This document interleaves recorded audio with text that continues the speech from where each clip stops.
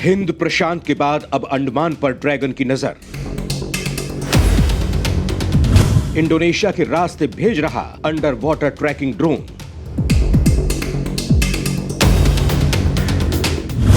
चालबाज चीन की हरकत पर भारत की पूरी नजर। चीन को जवाब देने के लिए भारत तैनात कर रहा ब्रह्मास्त्र।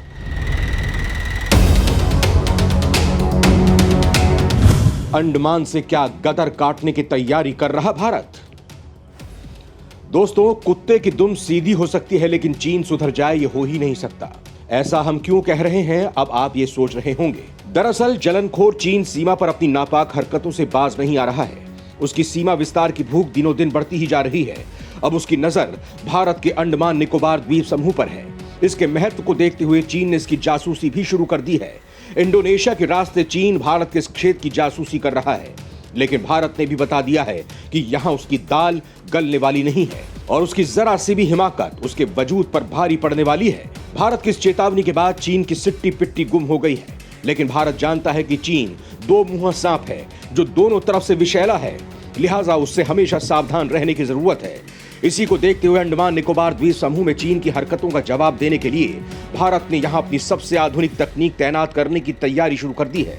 इसकी तैनाती के बाद चीन का परिंदा भी यहां पर नहीं मार पाएगा, और अगर इसके बाद भी चीन कुछ हिमाकत करता है तो उसे ऐसे जवाब दिए जाएंगे कि उनके दिमाग की बत्ती जल जाएगी। दोस्तों, आखिर चीन अंडमान निकोबार को लेकर इतना उतावला क्यों हो रहा है और ड्रैगन के जबड़े को तोड़ने के लिए भारत क्या कर रहा है? आज के इस वीडियो में हम इसी पर चर्चा करेंगे, तो चलिए शुरू करते हैं।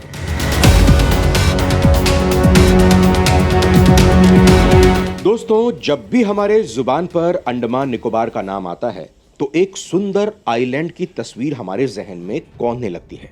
सुंदर वादियां, हरे भरे पेड़ और एक मनमोहक नजारा। लेकिन क्या आप सोच सकते हैं कि भारत इस क्षेत्र को एक मजबूत सैन्य बेस के रूप में विकसित कर रहा है? यह सुनकर आपको आश्चर्य जरूर हो रहा होगा, लेकिन यह सच है। भारत सरकार इस क्षेत्र में सैन्य ताकत को मजबूत करने पर खासा ध्यान दे रही है, जिससे चीन पर हर तरफ से शिकंजा कसा जा सके। ड्रैगन को घेरने के लिए भारत यहां कौन सा जाल बिछा रहा है, इसके बारे में मैं आपको बताऊंगा, लेकिन उससे पहले आपको इस क्षेत्र की संक्षेप में जानकारी दे देता हूं। प्रकृति का है अनूठा नजारा, 300 छोटे बड़े द्वीपों का है समूह। दोस्तों, अंडमान और निकोबार द्वीप समूह भारत का एक केंद्र शासित प्रदेश है। अंडमान निकोबार है अद्भुत। ये बंगाल की खाड़ी के दक्षिण में हिंद महासागर में स्थित है। अंडमान और निकोबार लगभग 300 छोटे बड़े द्वीपों का समूह है, जिसमें कुछ ही द्वीपों पर आबादी है। यहाँ की राजधानी पोर्ट ब्लेयर है। अंडमान और निकोबार द्वीप समूह का संघ राज्य क्षेत्र 6 डिग्री और 14 डिग्री उत्तरी अक्षांश और 92 डिग्री तथा 94 डिग्री पूर्वी देशांश के बीच स्थित है। ये द्वीप 10 डिग्री उत्तरी अक्षांश पर स्थित है, जिसे अंडमान द्वीप समूह कहते हैं, जबकि 10 डिग्री उत्तरी अक्षांश पर स्थित दक्षिणी द्वीप को निकोबार द्वीप समूह कहते हैं। इन द्वीप समूहों का मौसम नम उष्ण कटिबंधीय तटीय मौसम है। इन द्वीपों में दक्षिणी पश्चिमी और उत्तरी पूर्वी मानसून से वर्षा होती है। यहाँ मई महीने से दिसंबर महीने के बीच अधिकतम बारिश होती है। यहाँ पर कुल 572 द्वीप हैं। अंडमान द्वीप का 86% क्षेत्रफल वन संपदा से ढका हुआ है। दोस्तों, बंगाल की खाड़ी में बसा निर्मल और शांत अंडमान पर्यटकों के मन को असीम आनंद की अनुभूति कराता है। ये भारत का एक पसंदीदा द्वीप समूह है। अंडमान में मूंगा भित्ती, सुंदर सागर तट, यादों से जुड़े खंडहर और विभिन्न दुर्लभ वनस्पतियां हैं।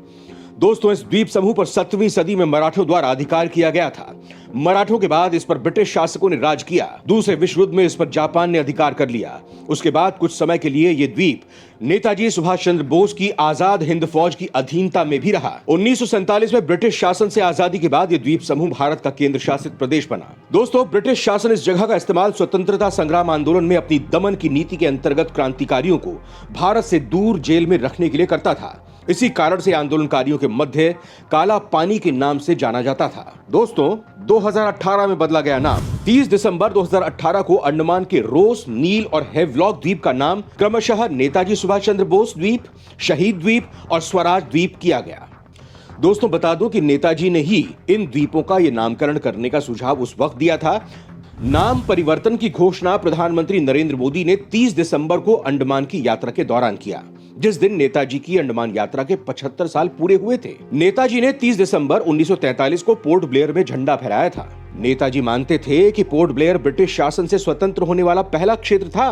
दोस्तों, अब यह सवाल उठता है कि इतने सुंदर और रमणीक जगह को लेकर चीन कौन सी साजिश रच रहा है और क्यों?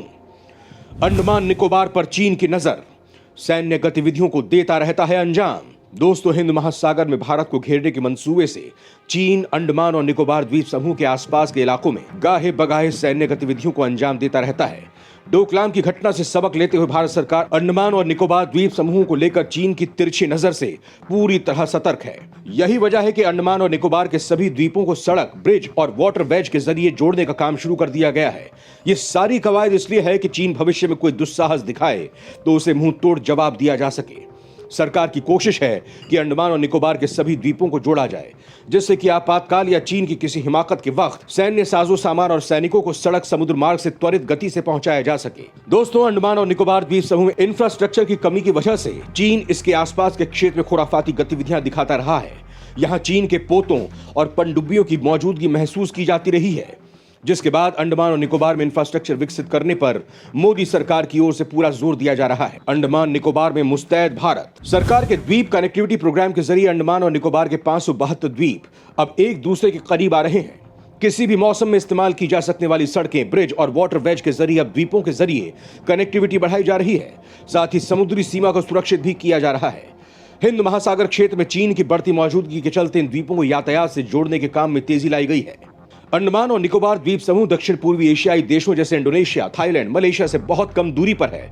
मलक्का स्ट्रेट हिंद महासागर और प्रशांत महासागर के बीच मुख्य शिपिंग लाइन है। मलक्का स्ट्रेट ही चीन, जापान, ताइवान और साउथ कोरिया को भी जोड़ता है। ऐसे में सरकार की तरफ से अंडमान निकोबार में सड़क, जल परिवहन और जल संसाधन विभाग के जरिए 10,000 करोड़ रुपए खर्च किए जा रहे हैं। जिन द्वीपों को सड़कों से नहीं जोड़ा जा पा रहा है, वहां के लिए वाटर वेज विकसित किए जा रहे हैं। सरकार की ओर से नए जहाज खरीदने और द्वीप के विकास के लिए 2,000 करोड़ खर्च किए जा रहे हैं। अंतरद्वीपीय क्षेत्र में वाटर ट्रांसपोर्ट सुविधा बढ़ाने के लिए 1,350 करोड़ की लागत से 14 नए जहाज खरीदे गए हैं। हमफ्रे स्ट्रेट क्रीक और मिडिल स्ट्रेट क्रीक पर ब्रिज भी बनाने की तैयारी है। 2001 में अंडमान निकोबार में ट्राई सर्विस कमांड की स्थापना की गई थी, जिसका मुख्यालय पोर्ट ब्लेयर में है। इसमें जल, नभ और थल तीनों सेनाएं हैं तथा ये थिएटर कमांड जैसे रूप में ही कार्य करती हैं।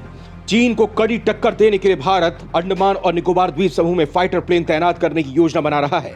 इससे मलक्का, सुंदा, लुम्बोक और ओम्बई वेतार जल डमरू मध्य के साथ हिंद महासागर के पश्चिमी क्षेत्र में भारत की पकड़ और मजबूत हो जाएगी। पोसिडॉन 81 एयरक्राफ्ट के साथ ही यहाँ ड्रोन की तैनाती भी की जा रही है। साधारण ड्रोन की जगह अब स्पाई ड्रोन इस इलाके में उड़ान भरेंगे। दोस्तों, इतना ही नहीं, खाली द्वीपों में से कुछ द्वीपों की सैन्य बेस के रूप में विकसित करने की भी तैयारी चल रही है, जहां से समुद्र में हर गतिविधियों पर निगरानी के साथ साथ त्वरित कार्रवाई के लिए जरूरी संसाधन जुटाए जा सकते हैं। खबर है कि इस पर शुरुआती कार्य भी चल रहा है। ये काम कई स्तरों पर हो रहा है। द्वीपों के समग्र विकास के लिए केंद्रीय गृह मंत्री की अध्यक्षता में एक आइलैंड अथॉरिटी ने 2017 में काम शुरू किया है। इसके अलावा अलग से सैन्य उपयोग को लेकर भी अध्ययन किए जा रहे हैं। चूंकि अंडमान निकोबार द्वीप समूह से मलक्का जल संधि सिर्फ 100 किलोमीटर की दूरी पर है, इसीलिए द्वीप बेहद महत्वपूर्ण हो जाते हैं। दुनिया का 75% कारोबार इस चैनल से होकर गुजरता है, जिसमें उपभोक्ता वस्तुएं, पेट्रोलियम से लेकर मिलिट्री साजो सामान तक शामिल हैं। निकोबार के द्वीपों का रणनीतिक महत्व इसलिए भी बढ़ रहा है क्योंकि चीन ने श्रीलंका के हम्बनटोटा बंदरगाह को हथियार रखा है।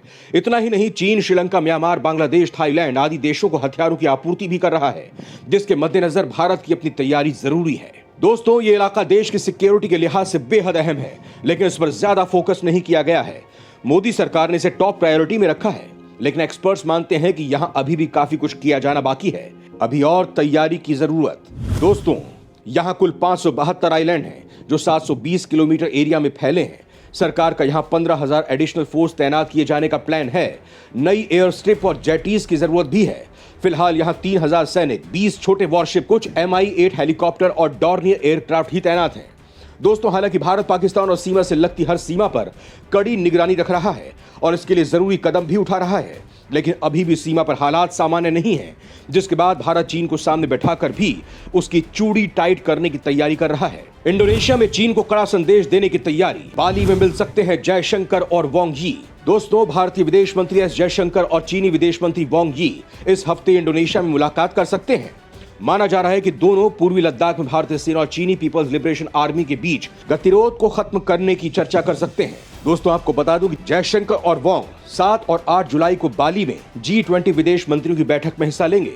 अगर बैठक से इतर दोनों की बात होती है तो विदेश मंत्री जयशंकर चीनी विदेश मंत्री को यह बता सकते हैं कि भारत और चीन के बीच विवादित सीमा पर बनी परिस्थितियों का असर दोनों देशों के बीच रिश्तों में भी दिख सकता है और इसे जल्द से जल्द हल किया जाना चाहिए। दोस्तों, हाल ही में वांग ने बीजिंग में चीन में भारत के नए राजदूत प्रदीप रावत से मुलाकात की थी। रावत ने एशिया और दुनिया के लिए भारत चीन संबंधों के महत्व को लेकर दोनों देशों के शीर्ष नेताओं के बीच आम सहमति के मायनों का एहसास कराने के लिए सीमावर्ती क्षेत्रों में शांति और स्थिरता बनाए रखने की अहमियत पर जोर दिया था। तो दोस्तों, आपको हमारी रिपोर्ट कैसी लगी, हमें कमेंट बॉक्स में जरूर बताएं। जय हिंद, जय भारत।